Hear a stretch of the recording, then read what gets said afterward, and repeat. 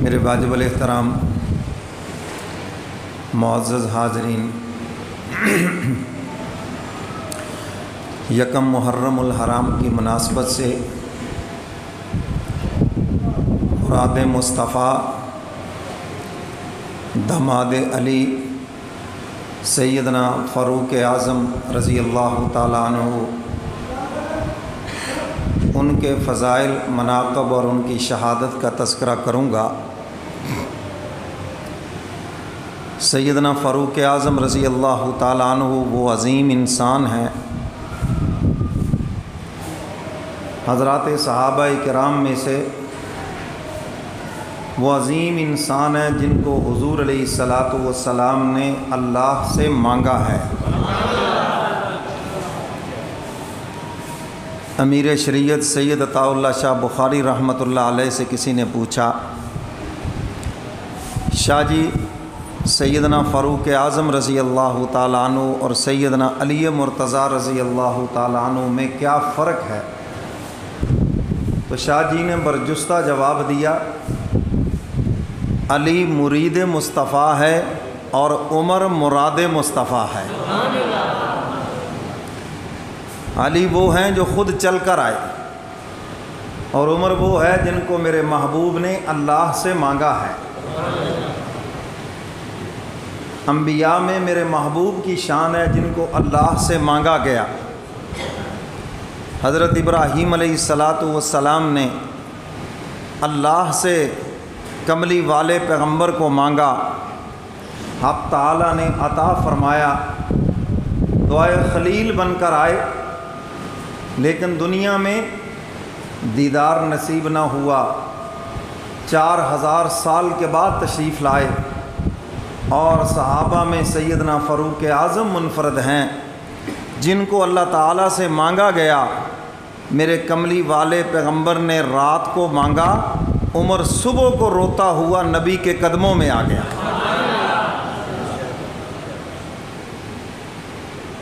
اور حضور علیہ السلام مانگ رہے ہیں، حالانکہ آپ کے شاگردوں میں سیدنا صدیق اکبر موجود ہیں، اسلام قبول کر چکے ہیں، سیدنا عثمان غنی موجود ہیں، سیدنا علی مرتضیٰ موجود ہیں، 39 کے قریب افراد موجود ہیں جنہوں نے اسلام قبول کیا، اور سیدنا فاروق اعظم رضی اللہ تعالیٰ عنہ کا 40واں نمبر ہے۔ ان حضرات کے ہوتے ہوئے حضور پھر اللہ سے عمر کو مانگ رہے ہیں، یہ آپ کی امتیازی خصوصیت ہے۔ اور اگلی بات آپ کو بتاؤں، حضور اللہ سے مانگ رہے ہیں، اور سیدنا فاروق اعظم رضی اللہ تعالیٰ عنہ دار ارقم میں حضور علیہ السلام کو جو شہید کرنے کا پروگرام بنایا جا رہا ہے اس میں بیٹھے ہیں۔ ایمان کیا ہے؟ چیز نظر نہ آئے اور ہم اس کے اوپر ایمان رکھیں، اس کا نام ایمان ہے۔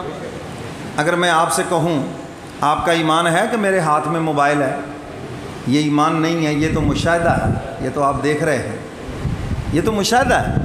ایمان تو یہ ہے کہ یہ پیچھے نظر نہ آئے، جیب میں ہو، اور میں آپ سے کہوں کیا آپ کا ایمان ہے کہ میری جیب میں موبائل ہے؟ اب آپ نے دیکھا نہیں، آپ یقین کر لیں تو یہ ایمان ہے۔ اب مشاہدہ تو جھٹلا رہا ہے کہ سیدنا فاروق اعظم تو ذمہ داری لے رہے ہیں حضور کو شہید کرنے کی، اور حضور صحابہ میں بیٹھ کر ان کے ایمان کی خوشخبری سنا رہے ہیں۔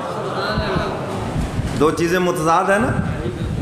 حضور خوشخبری سنا رہے ہیں، عمر آ رہا ہے، میرا غلام بننے کے لیے آ رہا ہے، اسلام قبول کرے گا، حضور خوشخبری سنا رہے ہیں، اور مشاہدہ کیا ہے کہ وہ آپ کو شہید کرنے آ رہے ہیں۔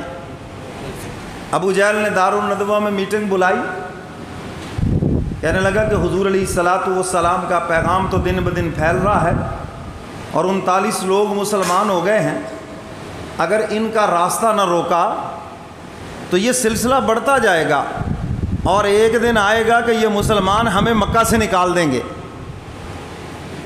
تو لہٰذا حضور علیہ السلام کو یا تو شہر سے نکالنا چاہیے، گرفتار کرنا چاہیے، قید کرنا چاہیے، یہ ساری رائے سامنے ہیں. شیطان بھی انسانی شکل میں آ گیا اور جواب دے رہا ہے ایسے کرو گے یہ ہو جائے گا، وہ کرو گے یہ ہو جائے گا. کیا کریں؟ کہنے لگے بس ایک ہی حل ہے کہ حضور علیہ الصلاۃ والسلام کو شہید کر دیا جائے. کون کرے گا؟ سیدنا فاروق اعظم اٹھ کے کھڑے ہو گئے کہ یہ کام تو پھر میں کروں گا. اب صحابہ خوشخبری سن کے بیٹھے ہیں حضور سے کہ عمر فاروق آ رہے ہیں اسلام قبول کرنے کے لیے، اور سامنے کیا نظر آ رہا ہے کہ وہ آپ کو شہید کرنے آ رہے ہیں. آج بظاہر اگر تمہیں دنیا کفر کا غلبہ نظر آتا ہے، مگر ہمارا ایمان مضبوط ہونا چاہیے. انشاءاللہ العزیز ایک نہ ایک دن آئے گا، اسلام بھی غالب آئے گا، مسلمان بھی غالب آئے گا. میرے دادا پیر حضرت مفتی محمد شفیع صاحب رحمۃ اللہ علیہ فرمایا کرتے تھے، فرمایا اگر کوئی جہاز نچلی پرواز پہ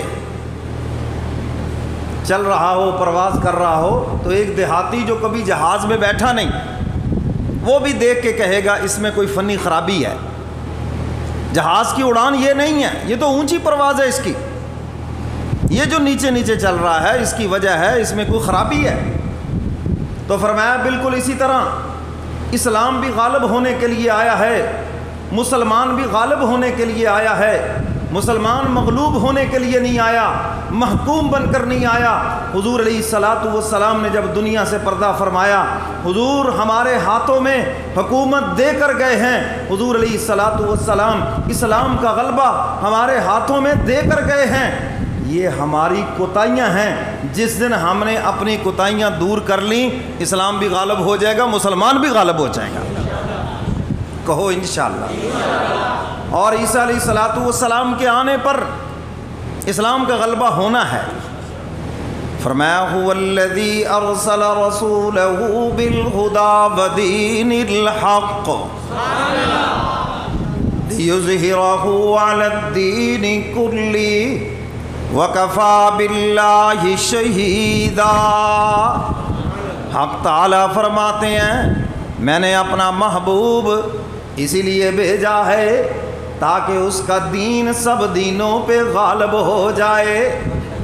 لیظہرہ علی الدین کلہ، سب دینوں پہ غالب ہو جائے دین اسلام. میرا محبوب اس لیے آیا ہے مسلمان بھی غلبہ پا جائے، اسلام بھی غلبہ پا جائے، اور اسلام نے غلبہ پانا ہے انشاءاللہ. تو میں یہ عرض کر رہا تھا کہ ایمان ہے ہی اسی چیز کا نام ہے جس کو ہم نے دیکھا نہیں. قرآن شروع ہوتا ہے، پہلے پارہ کی آیات ہیں یؤمنون بالغیب، ایمان والوں کی شان بیان فرمائی جو غیب پر ایمان رکھتے ہیں. ہم نے جنت دیکھی نہیں مگر ہمارا ایمان ہے کہ بالکل جنت موجود ہے.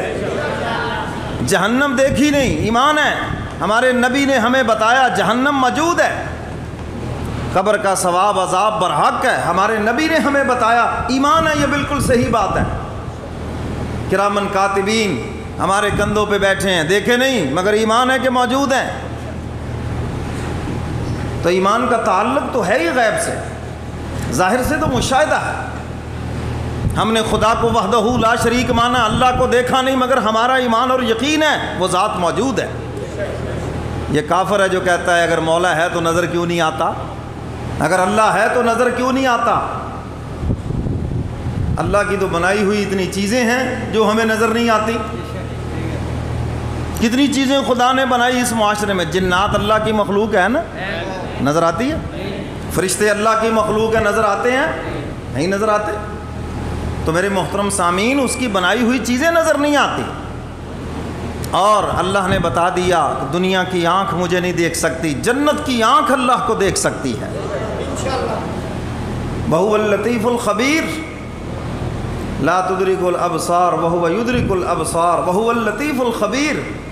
قرآن پاک میں فرمایا دنیا کی آنکھ مجھے نہیں دیکھ سکتی، جنت کی آنکھ دیکھے گی، اور جنت میں سب جنتیوں کو انشاءاللہ اللہ کا دیدار ہوگا، دیدار الہی ہوگا، اور یہ سب سے بڑا انعام ہوگا. اہل جنت کہیں گے مولا بے شک ہم سے جنت واپس لے لے اور اس کے بدلے صرف اپنا دیدار ہی کرا دے. اور اللہ کا دیدار کرنے کے بعد جنتیوں کے حسن میں بھی اضافہ ہو جائے گا. حوران جنت پوچھیں گی آج بڑے خوبصورت ہو؟ تو وہ کہیں گے آج ہم خالق حسن کو دیکھ کر آئے ہیں، جس نے حسن کو پیدا کیا آج ہم نے اس کو دیکھا ہے۔ اور یہ مولا کی شان ہے، جو اللہ کو دیکھتا ہے وہ بھی حسین ہو جاتا ہے۔ حضور نے اللہ کو دیکھا معراج کی رات، دیکھو پھر حضور جیسا دنیا میں ہے ہی کوئی نہیں۔ سیدنا فاروق اعظم نے تلوار پکڑی، دار الندوہ سے نکلے اور یہ اعلان کر رہے ہیں کہ آج میں نے حضور کو شہید کرنا ہے۔ صحابہ انتظار فرما رہے ہیں کہ عمر کلمہ پڑھنے کے لیے آ رہا ہے، باہر شور برپا ہے کہ عمر حضور کو شہید کرنے جا رہا ہے۔ اب باتیں دو عجیب ہے نا، صحابہ انتظار کر رہے ہیں۔ حضور نے فرمایا میں نے رات دعا مانگی ہے، غلاف کعبہ پکڑ کر اللہ سے عمر کو مانگا ہے، اور میری دعا خدا کے دربار میں قبول ہو گئی ہے۔ اللہم اعز الاسلام بعمر بن الخطاب او بعمر بن الحشام۔ اے الہ العالمین، اسلام کی عزت کے لیے، اسلام کے گلشن کی آب یاری کے لیے مکہ میں دو طاقتیں ہیں، ایک عمر ابن خطاب اور دوسرا عمر ابن حشام، جس کو میرے محبوب نے ابو جہل کہا۔ اصل نام اس کا کیا ہے؟ عمر ابن حشام۔ یہ تو حضور نے فرمایا تھا نا، کیونکہ اس کا لقب تھا ابو الحکم، ابو الحکم، جس کا حکم چلتا تھا مکے میں۔ تو جب حضور کا پیغام قبول نہ کیا تو حضور نے فرمایا یہ ابو الحکم کیا، یہ تو ابو جہل ہے، جاہل آدمی ہے، جس کی عقل اس کو بتا ہی نہ سکی کہ سیدھا رستہ کون سا ہے۔ تو اب دیکھو سب کو پتہ ہے اس کا نام ابو جہل ہے، بس اس کا اصل نام کا پتہ ہی نہیں۔ ٹھیک ہے نا جی؟ اللہم اعز الاسلام بعمر بن الخطاب او بعمر بن الحشام۔ عمر کے آگے اگر واو ہو تو اس کو عمر پڑھتے ہیں، عمر۔ بعض لوگ پڑھتے عمرو پڑھ دیتے، عمرو نہیں ہے، اس کو عمر پڑھیں گے۔ یہ نحوی قاعدہ ہے، تو صرف نحو کی یہ تو بات ہے، اگر عمر لفظ لکھا ہو اور اس کے آگے واو ہو تو اس کا معنی ہوتا ہے عمر، اور اگر واو نہ ہو تو پھر اس کو پڑھیں گے عمر۔ حضور علیہ الصلوۃ والسلام نے دعا مانگی، الہ العالمین مکہ میں دو برابر کی طاقتیں ہیں، اے الہ العالمین ایک طاقت آپ مجھے عطا فرما دیں۔ بسم تھوڑی سی بند، آپ مجھے ایک طاقت عطا فرما دیں۔ اب حضور کی زبان مبارک سے پہلے نکلا عمر ابن خطاب، اللہ نے قبول کر لیا۔ محبوب جو پہلا نام زبان سے نکلا ہم نے وہی قبول کر لیا، ہم نے۔ اور قرآن پاک میں فرمایا وقیلی ہی، میرے محبوب جو آپ کی زبان مبارک سے جملہ نکلے ہمیں اس کی قسم ہے، ہمیں اس کی فرمایا لعمرک انہم لفی سکرتہم یعمہون۔ حق تعالیٰ فرماتے ہیں میرے محبوب مجھے تیری عمر کی قسم ہے، تجھے مٹانے والے مٹ جائیں گے اور تمہاری نبوت و عظمت کا ڈنکا قیامت کی صبح تک بجے گا۔ اللہ اپنے محبوب کی عمر کی قسم اٹھا رہے ہیں۔ فرمایا وقیل ہی، میرے محبوب آپ کی زبان مبارک سے جو بھی جملہ نکلا ہے نا مجھے اس کی قسم ہے، اور دھرتی پہ سب سے سچی زبان میرے کملی والے پیغمبر کی۔ کس کی زبان سب سے سچی ہے؟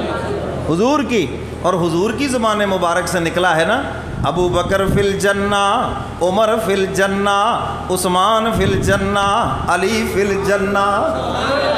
یہ عشرہ مبشرہ جن میں سے 4 صحابہ خلفائے راشدین، یہ حضور کی زبان مبارک سے نکلا عمر فی الجنہ۔ اللہ فرماتے جو محبوب کی زبان سے نکلا یہ سچ بھی ہے، اور میرے محبوب کی زبان سے نکلا جو جملہ ہے مجھے اس کی قسم ہے۔ وصل کیوں آ رہی ہے؟ وصل بند کرو، وصل نہ آئے۔ اللہ فرماتے ہیں مجھے ان جملوں کی قسم ہے جو محبوب کی زبان سے نکلے، جو محبوب کی مجھے ان کی قسم ہے۔ اب آپ اندازہ لگا لیں جو بات حضور کی زبان سے نکلے اللہ فرماتے ہیں مجھے اس کی قسم ہے، تو اس کے سچ ہونے میں کچھ شک ہے؟ کیوں جی؟ کوئی شک شبہ ہے؟ کوئی شک شبہ نہیں. تو ابو بکر تو جنتی ہے کیونکہ حضور کی زبان سے نکلا ہے. سمجھ گئے بات کہ نہیں؟ حضور کی زبان سے یہ جملہ نکلا.